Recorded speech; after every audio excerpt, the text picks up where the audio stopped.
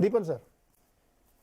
Sorry, आपका question मैं नहीं समझ पाया। मैंने एग्जैक्टली क्वेश्चन क्या है आपका? मेरा क्वेश्चन ये कि क्या सेक्टर रोटेशन एक बड़ी थीम है जिसकी वजह से बहुत जल्दी जल्दी लोग बाइंग कर रहे हैं कि अपॉर्चुनिटी मिस ना हो? सेक्टर रोटेशन तो होता रहता है, ये कुछ नई बात नहीं है मार्केट्स में। The natural process. कुछ कुछ सेक्टर्स जो परफॉर्म नहीं होते हैं, they go off the buying list of the investors and new sectors come in. But I do not understand कि सेक्टर रोटेशन का मार्केट की मूवमेंट से क्या कनेक्शन है। I can not really understand, क्योंकि आज की तारीख में बहुत सारे सेक्टर्स की ट्रेंड्स अच्छी है, and that's why we are seeing across the board bull market in so many sectors. और एक नैरो मूवमेंट नहीं है, क्योंकि पिछले भी ऐसे भी हो सकता है कि कुछ 8-10 stocks can take the Sensex Nifty up if their weightage is very high, but that is not the case this time. What we are observing is that many stocks are doing very well. They are at new highs, new 52-week highs, and fundamentals भी कई सारी industries की बहुत बढ़िया है, जिसकी वजह से भी ये तेजी हम देखने को मिल रही है. So I'm not able to understand what sector rotation connection is there with the bull market per se. Okay, अब सर मैं आता हूँ इस पे आईटी वाले पे. ये बड़ा इंपॉर्टेंट टॉपिक है. हमने देखा कि जो दिग्गज के रिजल्ट आए, रिजल्ट बहुत अच्छे नहीं थे. टीसीएस हो, एचसीएल टेक्नोलॉजीज हो, विप्रो हो, रिजल्ट कोई खास नहीं थे. लेकिन मैनेजमेंट का बड़ा भरोसा था और डील विंस या ग्रोथ को लेकर के, अपने टारगेट्स को, आइडियाज को लेकर के वो लोग कॉन्फिडेंट थे और मार्केट ने उसको रिवार्ड किया और बहुत बढ़िया उसमें तेजी भी बनी. ऐसा लग रहा था कि जैसे बहुत शानदार रिजल्ट पेश की हूँ.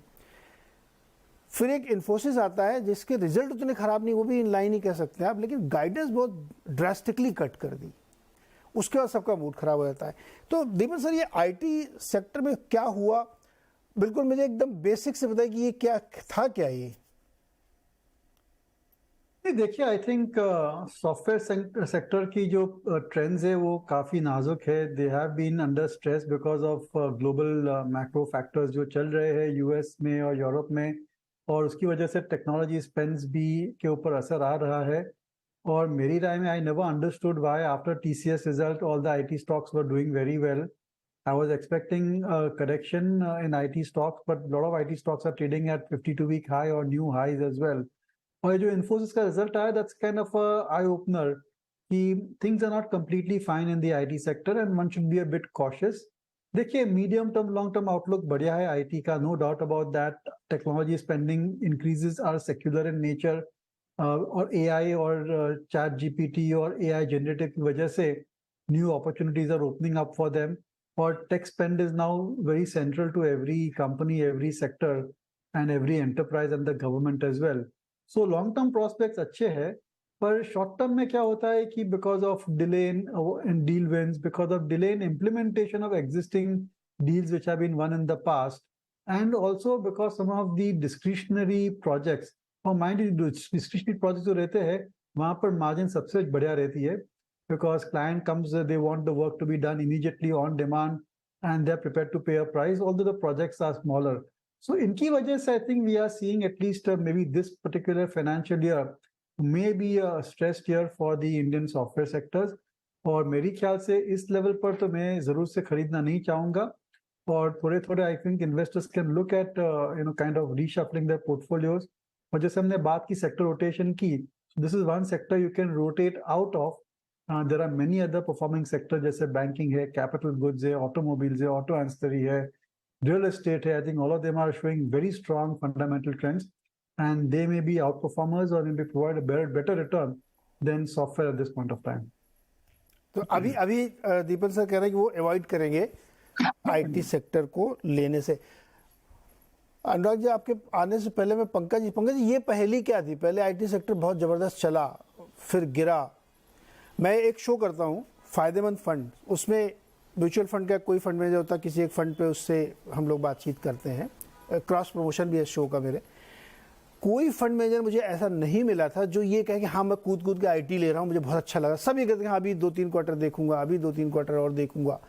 रिजल्ट आने के बाद कोई बोले किसी ने तो खरीदा होगा ना, तभी इतने ज़्यादा चले आईटी स्टॉक्स. तो ये क्या पहली क्या है ये पंकज जी, क्या है ये आईटी सेक्टर में? नीरज, इसमें अनुराग जी एक मिनट रुकिए। अनुराग जी पहले पंकज जी से, आपके पास तो यूएस वाला भी जोड़ूंगा मैं। पंकज जी पहले आप बताइए क्या थी ये आईटी की पहली इंडिया में? देखो Neeraj ji, stock market itself एक पहेली है और इस पहेली को हम रोज ही पूछते हैं। But like what we have been guiding our clients, या जिस तरह से हम लोगों से संपर्क में बातें कर रहे हैं, उसमें से कुछ लोग फंड्स के भी सीनियर आदमी हैं, इवन आईटी सेक्टर के सीनियर आदमी हैं।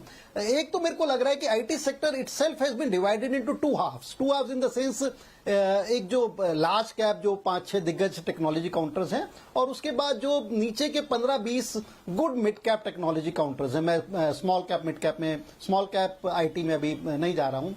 ये दो हाफ में डिवाइड हो गए हैं, और जो अच्छे mid cap IT technology stocks है वो हम देख भी रहे हैं, ऑलमोस्ट काफी रिच वैल्यूएशंस पे इस टाइम काम कर रहे हैं। They just refusing to correct, और उसका एक कारण है, I think they have been catering to niche areas, they have been catering to niche companies, और एक पर्टिकुलर स्ट्रेंथ पे वो काम कर रहे हैं। And they have been talking very well about their outlook, और उनके अगर हम रिजल्ट्स भी देखें तो काफी अच्छे इंकरेजिंग रिजल्ट्स आ रहे हैं। और अगर हम जो एक लार्ज कैप दिग्गज जो 5-6 काउंटर्स हैं, इन्फोसिस हुए, टीसीएल हुए, एचसीएल हुए, आई थिंक इनमें देखें तो इनमें कोई बहुत ज्यादा एक ऑप्टिमिज्म नहीं है आई थिंक। और मेरा ये भी मानना है कि ये जो लार्ज कैप आईटी स्टॉक्स है, they definitely can not be outperforming stocks in 2023। One can easily wait for these kind of stocks to make investment. बहुत अच्छी दूसरी जगह अपॉर्चुनिटीज है जहां पर पैसा आपको ज्यादा ग्रोथ पोटेंशियल या ज्यादा रंग लाएगा पैसा। और लार्ज कैप आईटी स्टॉक्स में अगर हम देखें कि ठीक है, इन्फोसिस ने शायद अपना गाइडेंस ओपन कर दिए, बाकी स्टॉक्स की अगर हम बात करें, टीसीएस की करें या विप्रो की करें, तो they just don't give guidance. और इन्फोसिस ने इस तरह की गाइडेंस डाउनग्रेड क्यों किया है, I think it's best known to Infosys.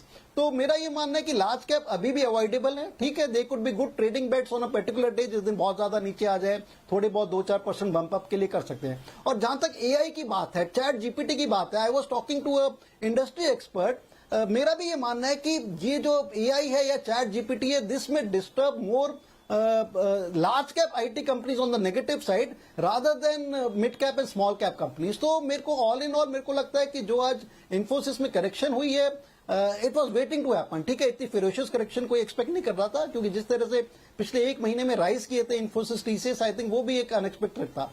तो ये फ्रॉथ कम होना ही था।